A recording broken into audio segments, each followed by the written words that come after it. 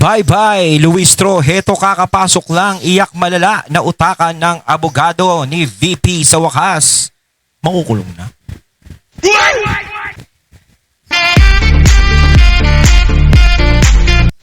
Ayan, syempre itong balitang ating matutunghayan ngayon ay nagmula kay Boses ng Bayan PH. At ito po ang inyong lingkod na si BT na magbibigay ng reaksyon at komento dito sa video na ating matutunghayan ngayon.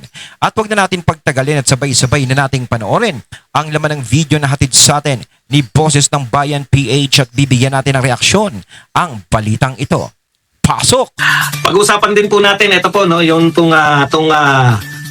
yun na nga, yun pong sinasabi natin kanina na si Luistro, kinain ang buhay nitong attorney ni VP Sara dito sa pre-trial. Ayun, syempre bago natin simulan ang video ito, nais ko nga pala magbigay ng credits dito sa boses at video na mapapanood natin ngayon at bibigyan ng reaksyon. Walang iba kundi si Sir Badong Arateles. Syempre huwag niyong kalimutang suportahan ang channel ni Badong Arateles. Mga katunay, pakibisita po yan. At huwag niyong kalimutang mag-subscribe at mag-follow para maging updated po kayo sa mga vlogs, reactions sa mga balita na hinahatid sa atin ni Sir Badong Arateles. Ipagpatuloy natin. Pre-trial pa lang po. Ayun. Kinain na po ng buhay. Kaya pala niregla. Ayun, napanood ko yun ha. Talagang magaling yung abogado ni VP Sara ha. Patikim pa lang yun. Di ba? Ang galing magsalita. Ang galing talaga. As in, magaling. Hindi, totoo yun. Totoo yun. Isa pa lang yun.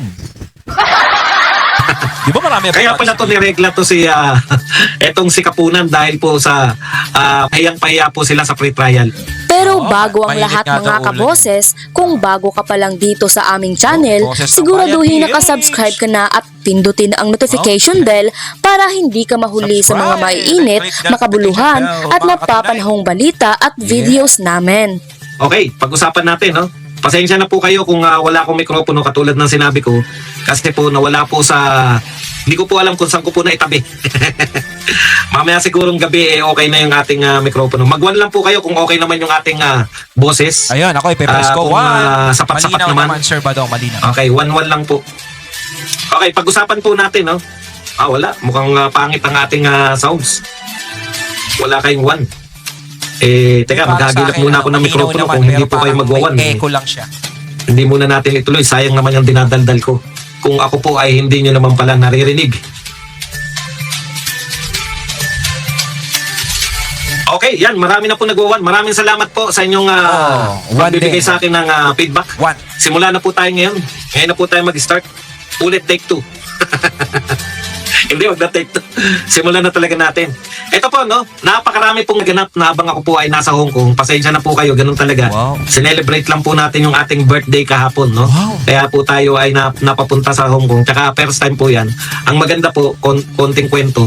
Ang maganda lang po ng kahit papano ay na-sorpresa po ako dahil yung pong aking flight attendant na anak nagpapalit po pala, sinadya niya po na doon sa flight namin nung pauwi kami sa Pilipinas. So first time po na nakita ko in action yung aking anakis na dahilan kung bakit po ako nakakapaglakbay libre. Wow. Okay. Birthday po sa lahat ng mga tatay at sa mga may birthday, happy birthday. Belated happy birthday sa iyo, Badong. Ayan.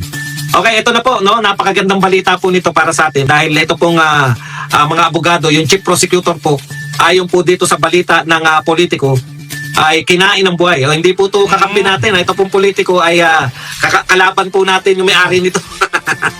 Baka sabihin nyo dahil ito ay dyaryo o media po ng Duterte. Hindi po. Ito pong politiko ay marami pong mga sa kalaban natin dito po lumalabas. Pero hindi po nila napigilan. Kinain ng buhay ni Attorney Season. Si Attorney Season po, yan po yung abogado ni VP Sara. Si Luistro naman po, siya po yung chief prosecutor. Kumbaga kung lumabas dyan, yung balita na yan, na kinain ng abogado ni VP Sara, sila Luistro, ibig sabihin talaga, hindi talaga nila napigilan na talagang inaamin nila sa sarili nila na talagang magaling yung abogado ni VP. Kasi di ba diyan sa naglalabas ng balita na yan is, yung nabanggit nga ni Sir Badong na mas more on mga kalaban ang ibinabalita nila dyan. Pero talagang hindi nila napigilan na ibalita, no, at purihin yung abogado ni VP Sara. Oh, ibig sabihin talaga is magaling talaga. Kasi kung ultimo kalaban mo, napapapuri sa'yo, ay magaling ka talaga nun. Yun. Nako Sa pre-trial. Yan po ay ayon sa scooper nitong politiko. Ayan. So, Atty. Kapunan had to take the lead because the House prosecutors were allegedly struggling to keep up.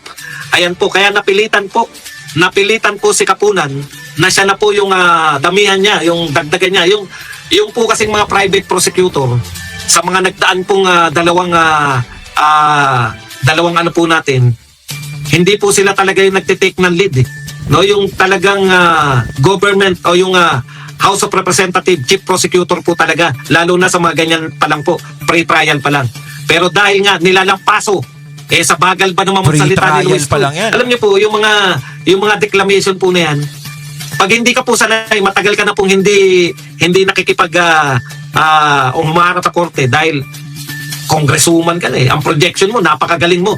Bilang congresswoman, ikaw ang pinakamagaling na abogado, kaya ikaw ang Justice Committee Chairman.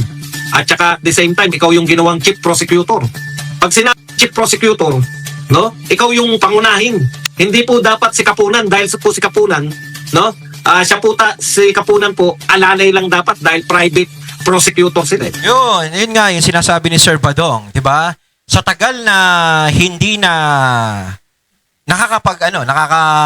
si Luistro bilang ganyan sa abogado, 'di ba? Ganyan. Kumbaga parang parang nakulangan na siya sa practice. Parang ganyan. Kasi talagang kung ganyan, no, talagang chief prosecutor ka, talagang gaya ng mga abogado ni BP Sara, is talagang haharapin mo talaga yon. Yung talagang magagaling, yung talagang isa sa mga abogado na talagang nakaharap nila ngayon, yung talagang parang natamimi sila, doon pa lang, hindi na sila umubra, paano pa kaya yung iba? Kumbaga to si Luistro, kulang na to sa practice. Kasi parang ilalagay natin to sa mga katunay, ito ilalagay natin sa isang magandang paliwanag. Sino nagkakarera ng kabayo dito?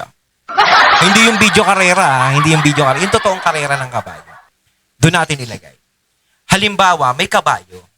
'Di ba? Si kabayo, matagal nagpahinga. Sobrang tagal. Halimbawa, 200 days siya nagpahinga. 200 days. Tapos, pero magaling yung kabayo na yun, yung nagpahinga na yun, 200 days. Magaling siya. Nananalo siya dati. Tapos, meron pang isang kabayo na pagaling kasi takbo ng takbo. Diba? Kalwari, undefeated din siya. Takbo siya ng takbo. Laban siya ng laban sa mga stakes race, ganito. Yung nagpahinga na kabayo, lumalaban din ng stakes race. So, dumating yung panahon na maglalaban yung dalawa. Yung kabayo na takbo ng takbo, yung laging nananalo sa stakes race, yung batak na batak sa takbuhan, tapos lalaban na rin yung napahinga ng 200 days. Oh. Sa tingin nyo, mga katunay, sino sa dalawa ang mas lalamang? 'Di ba? Sino sa dalawa? Yung kabayong mahaba ang pinahinga o yung kabayo na takbo ng takbo, yung nabatak sa laban? 'Di ba? Parang ganyan din yan. Doon sa attorney ni BP Sara, yun yung kabayo na batak na sa laban. Si Luistro, ang tagal lang napahinga. So kung ikaw matagal ka lang napahinga, kailangan, kuwari sa kabayo, dadaan ka pa ng barrier trial, mag-aano ka pa, magpa-practice ka pa, kailangan mo ng practice. Di ba? Kasi parang pag ikaw nagpahinga ka sa sobrang tagal, parang magba-back to zero ka eh. Di ba? Hindi ka na ganun katatas. No? Kung abogado siya, hindi na ganun. Kasi nakita ko yung abogado ni BP Sara, ang galing talagang magsalita. Kung sa salitaan lang, is talaga si Luistro kasi magsalita, yung si Sara Duterte, ganon. Diyos ko naman. Para naman siyang, host, co-host ni Kuya Cesar. Then ako nakikinig din ako kay Kuya Cesar noon. No? Kaya medyo, syempre, iba na ang timplada ni Luistro ngayon. Kumbaga parang hindi niya kayang banggain yung mga ganong klaseng abogado. Yung mga batak na sa labanan. Ginawang kabayo. Parang si Joker Arroyo nung araw na siya po yung chief prosecutor. Hindi po nila inaalaw. Tapos si Joker Arroyo po yung chief prosecutor noong panahon ni Erap. Diyan po sumikat si Joker Arroyo. Dahil talagang napakahusay. Congressman po siya noon. Nung nakaraan naman po kay Corona, chief prosecutor din po yung pangunahing nakikipagbabag. Hindi po yung mga private prosecutor. Kasi po kung ipapaubayan nyo yan sa private prosecutor, 300 kayo mahigit na congressman. Ibig sabihin, walang magaling sa inyo. Ang dami pong abogado dyan sa House of Kumbaga mas pinili pa nila yung private prosecutor. Representatives. Kung ipapaubayan nyo po yan sa private prosecutor, tulad po ni Kapunan, isa lang po ibig sabihin yan, walang magaling sa inyo. O yun. Kasi naman yan sa kamara, kulang naman sa abogado talaga dyan.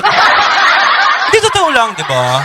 Hindi naman ganun karami yung mga abogado dyan. Oh. Siguro, kasi kung talagang hindi kaya ni Luistro, dapat meron silang pipiliin dyan na talagang mas magaling sa kanya. Kuwari, hindi kaya. O hindi kaya ni Luistro to. Kailangan palitan natin to. Yun ang problema nila. Wala silang maipalit. Oh, ibig sabihin, parang inamin nila na tayo, mga boplax tayo rito. Magaling lang tayo dito, mambintang ng mambintang eh. Kumbaga parang pinagtiyagaan na lang nila si Kapunan, no? Ayun ba ibig sabihin? Yung dalawang chief prosecutor, Magaling lang daw sila magkaso. parehong congressman yun. Nakalimutan ko lang yung pangalan ng isa eh. Sino ba yun? Pati po si Miriam Defensor Santiago, talagang talagang magaling yun. binubutaktakan siya ni Miriam pero hindi po siya sumusuko. Congressman din po yun. Oh. Tapos ngayon si Luistro, ayan no, kinain ng buhay. Napilitan tuloy si Kapunan na mag-take ng lead. No? Sa Kaya luhit. pala parang bad trip si Kapunan nung ini-interview. Ma'am, ano po masasabi niyo, ma'am, na sandali mainit ang ulo. Hindi mo pa nakaya eh. Regla ako. Ha? Pre-trial pa lang. Supalpal ka na kay Season. Ano mangyayari na? First time po na nangyari na yung chief prosecutor ay kinawawa. Nung panahon ni Joker Arroyo, siya yung chief prosecutor ni Erap. Dapat talaga kung ikaw yung chief prosecutor, magaling ka talaga eh. Oo. Talagang nakikipagbabag po si Joker Arroyo doon. Ito rin po yung kay Corona. Magaling din yung abogado. Ay magaling din po yung chief prosecutor. Nakalimutan ko, Tupas yata pangalan. Congressman Tupas. Congressman Neil Tupas. Wala na ba kayong magaling? Ano pa naman yan? Pre-trial pa lang. Supalpal na. Kawawa naman kayo. Kung sa pre-trial pa lang, wala na po kayong panama. O kaya pala niregla. Tsaka sigurado na ilalabas talaga ni BP Sara lahat ng alas niya niyan. 'Di ba? Alam naman natin na hindi basta-basta magpapatalo si BP Sara. 'Di ba? Kumbaga hindi man niya pinaparamdam sa atin pero pinapakita niya, yun ang matindi ron. 'Di ba? Kung gaano siya kalakas, kung gaano katindi yung mga tao na maaaring dumipensa sa kanya. Kumbaga, hindi mo siya basta-basta mai-impeach eh. Kung bago mo siya ma-impeach is dadaan ka sa butas ng karayom. Although kahit sabihin natin na lamang yung mga kalaban ni BP Sara, kasi nga syempre mga nasa posisyon eh. Pero kumbaga dadaanin to ni BP Sara, kumbaga sa palakasan, pagalingan na lang tayo. 'Di ba? Kasi kung sakaling makita talaga ng taong bayan na talagang magaling yung depensa ni BP Sara, tapos talagang bigla siyang mai-impeach, alam na natin yan, di ba? Kahit sabihin, kumbaga, syempre, talagang kahit anong tingin man natin is talagang lugi si BP Sara kasi kontrolado nila yung ball game.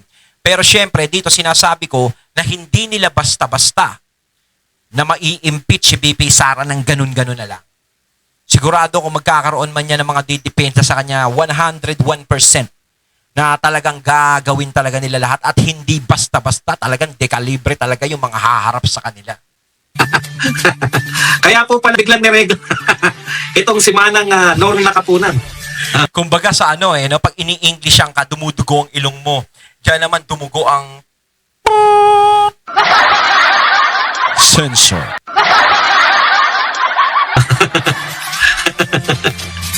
Luistro, gising! Panay ang forma mo, panay ang tulak mo dyan. Kaya pala gano'n na lang, Galing lang doon siya umutang. gano'n na lang, kung tahimik lang po yung, hindi po sila po araw-araw nasa media, hindi po media ang labanan. Dyan po, sa korte po ang labanan, dyan po sa impeachment court. Kaya ngayon pa lang, sinasabi natin na talagang pag natalo po si BP Sara, may magic na po yan. Oo, yun ang sinasabi ko. Still alive daw. Magaling ng mga ipapakita ni BP Sara once na matalo si BP Sara, wala na. Ginamit na talaga posisyon dito. No? Opo, buhay na buhay pa po si Kapunan. Hindi pa po trial yan. Wala pa pong yung balitaktakan. Yung kumbaga yung latagan pa lang po ng ebidensya. Kinakain na kayo ng buhay. Kawawa naman. Okay, teka, tingnan natin. Kaya sabi po, nasabi tuloy ni Kapunan na period ko ngayon, mainit ulo ko. O kaya po mainit ang ulo ni Kapunan dahil ang kanyang chief prosecutor, alam mo yun, naranasan niyo na po ba yung nasalang kayo sa isang parang yung namumuno sa inyo, sa isip kung ako na lang sana ang nariyan parang ganun. Kaya nanakit talaga yung tuktok ni Kapunan. Okay. Sabi po rito, well, that usually happens during the pre-trial. That's why you have the pre-trial conference. So simply what you can discuss, Sa pre-trial what pa should be lang, admitted, nakita nila. etc. Ayan, si Season po sa pagkakalam po ay partner at the Fortune Narbasa and Salazar Law was reportedly the lone member of the Vice President's legal team who actively participated in discussions during the conference which was held ahead of the impeachment trial set begin on July 6. Wala pa pong camera yan. Kawawa po kayo pag napanood po ng mga tao kung paano kayo nila ng paso ng isang attorney season. Okay. Tapos, araw-araw kayo sa media. Galingan nyo sa tunay na trial. Kasi nakita ko Hindi po yung video. pang-araw-araw kayo sa media. Ayun, nakita niyo mga katunan. Ayun, at ating natunghayan ng video na nagbula kay Boses ng Bayan PH at syempre natunghayan natin ang boses at video na yun na binigyan natin ng reaksyon na nagbula kay Sir Badong Arateles. Kayo mga katunay, anong masasabi niyo tungkol dito? Comment lang po kayo sa comment box. So once again, I'm BT and I'm out. Peace.